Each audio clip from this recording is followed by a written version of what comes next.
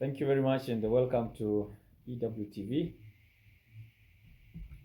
This Good Friday channel that partners with you to educate you matters finance. In our last episode, I had promised to go into the gist of the matter, what really affects us as employees. This animal called the Nssf Act of 2013 that started its implementation from February 2023, and it's ongoing. It shall proceed until the financial year 2027 2028. Hopefully or not hopefully, we shall have a new government in place, or the one that is in place will be the one that will continue. Now, ladies and gentlemen, we had spoken about players in the financial industry. We had mentioned key ones being the regulators in the financial industry. Of course, we did mention the central bank, talked about them regulating the establishment and management of banks. Talked about the Retirement Benefits Authority, which basically regulates retirement benefit schemes. We have got IRA, comes in to regulate insurance companies and how they operate. Capital Markets Authority, dealing with investment managers and basically people who play in the Nairobi Securities Exchange and stuff like those. We have got SASRA, those are people who deal with the circles. Many of us like investing in circles, majorly to be able to access cheap credits compared to what our traditional financial institutions will offer us. So let's go to back to the Nssf Act of 2013. Some terminologies I shall be using, so don't worry about them. Don't worry about the terminologies. Some of them are a little bit technical, but I'll try and make them as simple as possible for you to understand. So when this act started being implemented, or rather in the act itself, contributions, we refer to them as, these are statutory contributions. But within the same act, savers were given an opportunity to be able to send a portion of their contributions to the state fund, that is the Nssf. And for those ones who are lucky, or whose employers are very good actually, to have opened for them individual retirement benefits, private retirement benefit schemes, then those individuals can apply to be allowed to remit their contributions, a portion of their contributions to their private retirement benefit schemes. Could be umbrella schemes, could be occupational schemes, could be individual retirement benefit schemes. Now, because I've mentioned that these contributions have been divided into two, or classified into two, I'll now go ahead and give each class its name. Class number 1 is what you're referring to as tier 1. And class number 2 is what you are referring to as tier 2 contributions. Tier 1, mandatory. This has to go to Nssf, the state fund. Tier 2 is where you've been given an opportunity to apply so that you can then be allowed to remit these contributions to a private pension scheme. But if you don't have a private pension scheme, or you haven't applied yet to be allowed to accommodate these tier 2 contributions into your private scheme, then you'll have no choice but to remit the same and forward, to deduct the same as an employer and forward the same to Nssf. Now, what is tier 1 contribution? Tier 1 contribution is defined as a contribution. Again, I had mentioned earlier when I was beginning that there are terminologies I shall be using. So I'll try to explain them so that they don't confuse you. So we have tier 1 and then we have tier 2. Then we have what you call the lower earnings limits, and then you have what you call the upper earnings limit. So tier 1 contributions are contributions in respect of your pensionable earnings up to the lower earnings limit. So what is this lower earnings limit? Lower earnings limit is basically an amount that will be prescribed by the cabinet secretary annually as the statutory minimum average wage. This figure, if you are to, is usually declared annually by the cabinet secretary for matters to do with finance. So you can find these figures from the treasury that they are declared annually. So your tier 1 contribution will be basically your contributions in respect of pensionable earnings. Pensionable earnings is basically the defined salary upon which these contributions are charged. Remember, this act says that there will be a deduction from every employee, 6% of their pensionable earnings. Then the employer will also contribute an equivalent amount of money. So 6% for the employee, and then another 6% of the pensionable salary for the employer. Now, where are we? We are on tier 1. Tier 1 contributions in respect of your pensionable salary up to the lower earnings limit. We've already talked about what the lower earnings limit is. Don't be worried about the terminologies. I'll be giving you an example so that you see how, and you can relate these actually with your payslips. For those of you who are in formal employment and these deductions are being effected. Tier 2 contributions are basically your contributions in respect of your pensionable earnings above the lower earnings limit. Lower earnings limit. Now, at the very end of this implementation of the act, now when it will come into full force, your pensionable earnings, actually your upper earnings limit would be 4 times national average earnings. National average earnings, again, is a figure that is given annually, and these figures you can find them from the Kenya Bureau of Statistics, sitting somewhere, I think, with the treasury. You can be able to get those figures. So let's quickly now go into the matter itself. For year 1, I know you have been deducted. I just want to go back. I'm told so many employees don't go with their pay slips at home for obvious reasons. They leave them in the offices. So if you're in the office, I'm sure you can quickly grab your pay slip. Let's go to the year 2023, 2024, beginning January, February, because that's when this act was effected. The act gave us a schedule. But there must be a 4th schedule of the Nssf Act, which then, faced how these deductions were going to be effected gradually until year 5. Now, when the full act comes into force.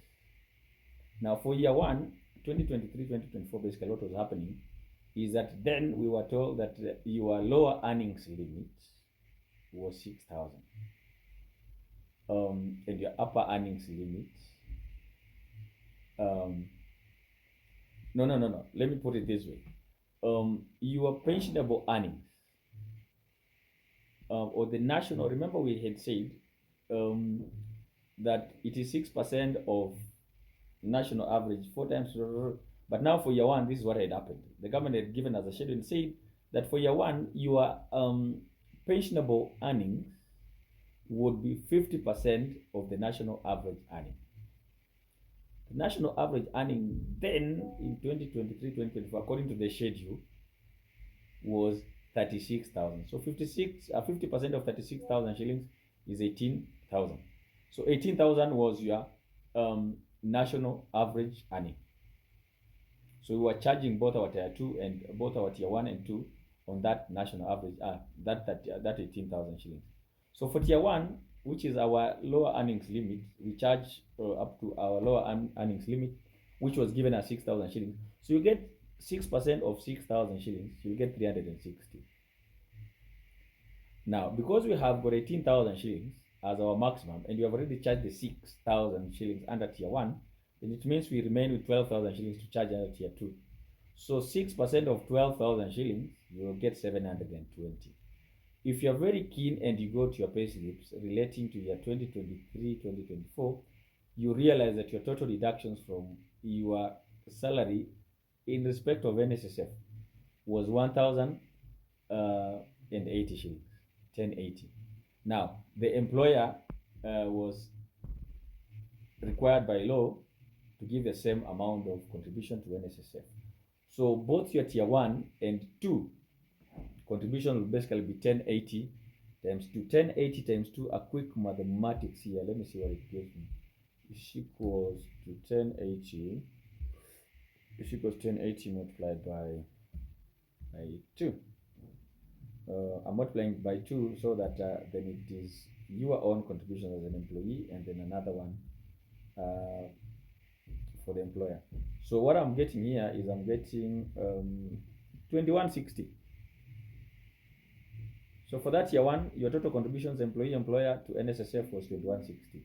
Those people who have their pay slips, I'm sure they can relate. Now, year 2, which was now 2024-2025. That must have been last year. 2024-2025. No. 2020, no. There's something I need to work on here. No. 2020. That was. Yes. 2024-2025. We are on the right track. Now, for year 2, remember we are charging our contributions based on the national average earning. Just that we have faced it. Now for year 2, again we were given the lower earnings limit, a figure of 7,000 shillings. Remember what I had mentioned, that our tier 1 contributions are charged up to contributions that are charged in respect of our pensionable earnings up to our lower earnings limit. So in year 2, they have given us 7,000 shillings as our lower earnings limit, 7,000. So you quickly do 6% of 7,000. If you have to look at your payslip, tier 1, of course, this is not usually indicated in the payslip. For tier 1, year 2 is a 420. Then for year 2, for tier 2, which again is our national average according to this schedule. Remember year 1, we said that year 1, our pensionable earnings would be 50% of our national average earnings. For year 2, it is now 1 times our national average earnings. If we are using 18,000, because 18,000 is the 50% of the 36,000, so it automatically means that for year 2, our national average earnings is now the whole amount, 36,000. So we have already utilized 7,000 under tier 1. So we are remaining with 7,000 we get from 36,000, remain 29,000. So 6% of 29,000 shillings, you get 1740. So again, if you are very keen, or if you are to refer back to your payslip at the moment, you will notice that deductions from your payslip in respect of an employee alone was 2160. So if the employer again now chips in with an equivalent amount, then your total contributions to Nssf, both employee and employer, was 4320. I am hoping that we are getting this mathematics very simply, because that is how it's calculated. We have the national average earnings. But then the government said we are not going to implement this particular act once and in full. What we are going to do, we are going to face it. So they said year 1, for purpose of calculating our contributions, they said our national average earnings would be 50% of the national average earnings. Year 2 would be 1 times the national average earnings, meaning it's the whole amount for the national average earnings. So for year 3, now the one that we are in right now, 2025-2026, this is going to expire somewhere end of January next year. It will be now 2 times our national average earnings. Remember, our national average earnings is 36,000 according to the act. So 2 times our national average earnings can only give us 72,000. They have given us again our lower earnings limit as 8,000. So we are charging 6,000 on 8,000. On 8,000. So 6% of 8,000 gives us 480 shillings. That is our tier 1 contribution. which has to go to Nssf either way. Now, tier 2, how do we get our tier 2 contribution? Because 2 times our national average earnings, and our national average earnings is 36, it means 2 times our national average earnings for purposes of year 3 will be 72,000. Remember, we have already utilized 8,000 shillings to calculate our tier 1 contribution. So our tier 2 contributions, meaning our upper earnings limit, an amount that is over and above our upper earnings limit is 64,000 shillings. So we are going to apply 6% on 64,000 shillings. It gives us 3840. So this 3840 is our tier 2 contributions. Now, total employee and the employer will be tier 1 plus tier 2, which is 480. Remember the one that we charge 6% of 8,000 shillings, then 6% of 64,000 shillings. So that has given us a total of 4,320 shillings. Now, ladies and gentlemen, this is where now majority of our employees will start falling off. Now, here is where, if you have not done something that I'm going to explain to you later on, you will then run the risk of having all your money is going to Nssf. Because not so many people in this country, if you have to look at the statistics, earn above 60,000 shillings. So meaning that at year 3, if you don't earn something above 72,000 shillings, then all your monies will be eaten by this statutory contribution. That's tier 1 and tier 2.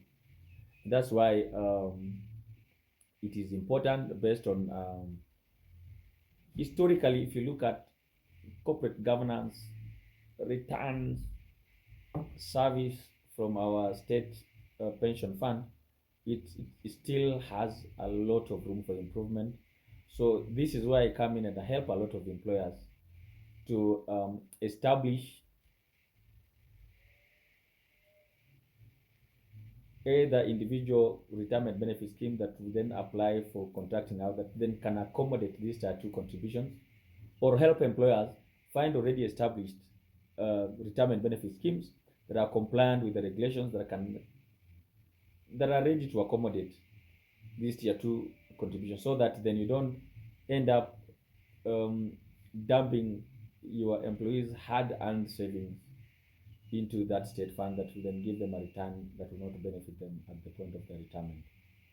So that's where we can engage with employers to be able to help them manage their tier 2 contributions in a more effective, convenient, and in a way that will reward them with returns that cannot come closer, that the state fund cannot come closer to.